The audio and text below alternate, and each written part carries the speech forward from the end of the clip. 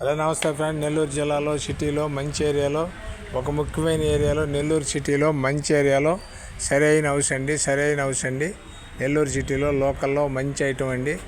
12 అంకణాల site అండి. 2 single బెడ్రూమ్లు అండి. 22 లక్షలు చెప్తారండి. ఉత్తర ప్లేస్ అండి. 22 లక్షలు చెప్తారండి. షాప్ ఇల్లు అండి. ఇది వచ్చి పొడుగుపాడు వెంకటేశ్వరం మధ్యలో వస్తుందండి. వెంకటేశ్వరం మధ్యలో వస్తుందండి. మినీ బైపాస్ అండి.